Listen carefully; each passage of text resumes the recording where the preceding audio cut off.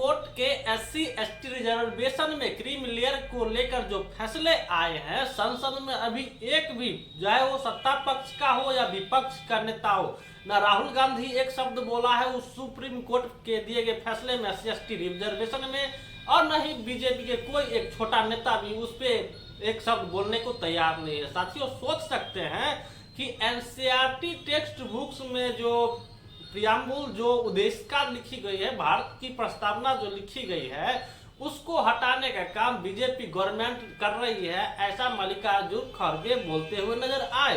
पर वो supreme court में एससी एसटी रिजर्वेशन में एक भी शब्द बोलने को वो पता नहीं क्यों वो बोल नहीं रहे हैं, जो कि चुनाव से पहले इंडिया गठबंधन में ऐसी कयासें लगाई जा रही थी कि वो भारत के प्रधानमंत्री के रूप में कैंडिडेट होंगे और दलित चेहरे होंगे जो दलित समाज से आते हैं। ऐसा वहाँ पे बहुत ज़्यादा चर्चा हो रही थी कि हमने शेड्यूल कास्ट के एक व्यक्ति को प्रदेश अध्यक्ष बनाया है और कांग्रेस पार्टी इस बार मल्लिकार्जुन खड़गे को आगे करके प्रधानमंत्री पद के लिए चुनाव लड़ाने वाली है। ऐसी तमाम कयासें, ऐसी तमाम प्रचार कांग्रेस के द्वारा और गोदी मीडिया के द्वारा किया गया था। पर अब देखना क्या होगा, ये बहुत बड़ा दिलचस्प इस बार जो सुप्रीम कोर्ट के द्वारा लगाया गया है एससी एसटी रिजर्वेशन में क्रीमी लेयर, ये मायावती ने कह दिया है कि ये तो आरक्षण खत्म करने की एक पहल है। अब यहाँ से शुरुआत हो गई है, आरक्षण धीरे धीरे खत्म किया जाएगा।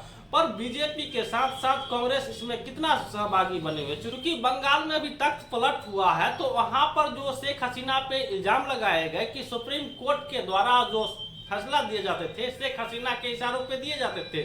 सुप्रीम कोर्ट में भी कौन लोग भारत में बैठे हुए हैं, क्या एससी समाज के बैठे हुए हैं? वो भी वहाँ पे अगर एससी समाज के जज हैं तो वहाँ पे जनेऊ ला देखी जाती है। वहाँ पे जो भी समाज के लोग रिप्रेजेंटेड करते हैं उसमें एससी समाज के करीब 2-3 जज हैं, और शेड्यूल कास्ट के साथ साथ अन्य जातियों के लोग भी वहाँ पे जज होने चाहिए, जैसे कि क्षत्रिय समाज के, ओबीसी समाज के, वैश्य समाज के, शेड्यूल ट्राइब के लोग होने चाहिए। पर ऐसी कोई व्यवस्था नहीं है, क्योंकि वहाँ जज का बेटा जज बन रहा है और खानदानी पुश्तैनी वहाँ पे एक धंधे के रूप में, ना तो उनके पास डिग्री है, पता नहीं कहाँ से वो पढ़ के आते हैं नहीं आते हैं, वो 5 स्टार होटलों में रहने वाले जज होते हैं जो सनक हनक और पता नहीं किस नशे में रहते हैं और वो ऐसी फैसला देने के काम करते हैं। चूंकि उनको राज्यसभा लोकसभा में टिकट पाना है, राज्यसभा में जाने का वो चूंकि एक जज जा चुके हैं, वो सुप्रीम कोर्ट के एक जज थे जो राज्यसभा में गए थे राम मंदिर फैसले के बाद। अब सुप्रीम कोर्ट के द्वारा दिए गए फैसला में आधार क्या है, क्रीमी लेयर लगा तो दिया गया है, पर उसमें आधार क्या है? आधार ये होना चाहिए कि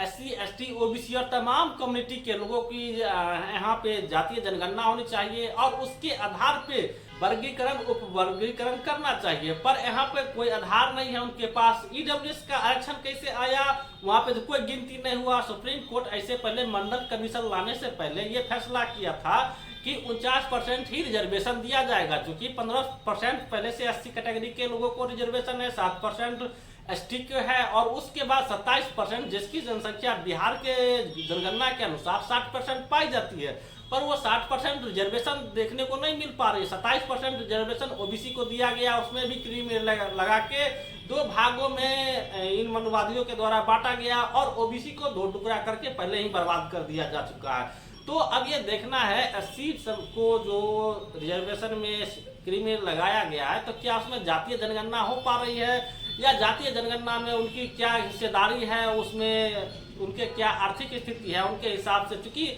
आरक्षण है वो आर्थिक उन्मूलन का कार्यक्रम नहीं है, वो रिप्रेजेंटेशन है जो पिछले कई सालों से, कई हजार सालों से एससी एसटी ओबीसी समाज को दबा के रखा गया था। उनकी रिप्रेजेंटेशन नहीं थी और सत्ता में भी अभी रिप्रेजेंटेशन देखने को नहीं मिल पा रही है। करीब 80-90% के आसपास को लोग वहाँ पे सत्ता में कब्जा करके बैठे हुए हैं, तो एससी एसटी समाज के देखने को नहीं मिल पा रहे हैं। जो ये कहे जाते थे कि ओबीसी में यादव समाज खा रहा है, आरक्षण को खा रहा है, जो ओबीसी को 27% रिजर्वेशन है उसमें सिर्फ यादव समाज देखने को मिल पा रहे हैं। जनगणना हुई बिहार में तो यादव समाज की जनसंख्या कितनी पाई गई, तो 14% के आसपास देखी गई, और उनकी रिप्रेजेंटेशन कितनी है प्रशासन में, शासन में, तो मात्र 2 से 2.5% के आसपास देखने को मिल पा रही है। हालांकि उसकी जनसंख्या ज्यादा है, तो उनके अनुपात में अगर देखा जाए तो उनकी हिस्सेदारी ज़्यादा बनती है, पर प्रशासन में मात्र 2.5% के कहाँ से तर्कसंगत है।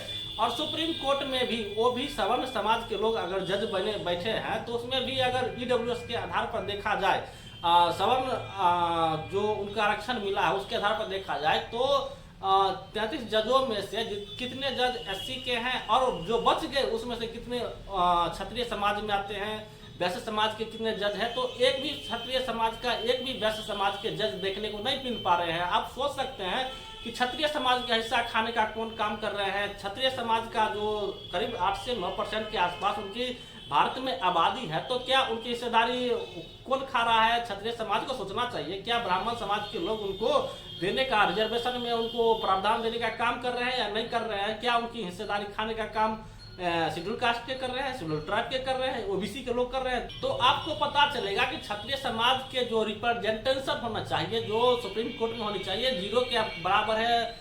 वैश्य समाज के लोगों का भी रिप्रेजेंटेशन सुप्रीम कोर्ट में 0% के बराबर है। एक भी जज देखने को नहीं मिलेगा जो क्षत्रिय समाज या वैश्य समाज से आते हैं। टोटल ब्राह्मण समाज के जज वहाँ पे भरे पड़े हैं और क्लोजियम सिस्टम के आधार पर वहाँ पे भर्ती होती है, जिसकी वजह से उनके रिजर्वेशन उन पे भी वर्गीकरण होना चाहिए। अब चंद्रशेखर रावण ने कहा था कि जजों की जो बहाली हो रही है उसमें अब वर्गीकरण होना चाहिए। अब हमें जज जो मनवादी सनक खनक में रहते हैं और ऐसी तमाम तरह के फैसला देने का काम करते हैं, जो SC ST OBC समाज को जो मजबूत हो रही है उसको कमजोर करने का काम कर रहे हैं। तो बहुजन समाज के लोगों को जागृत होकर के और ऐसे मनवादी जजों का विरोध करना चाहिए।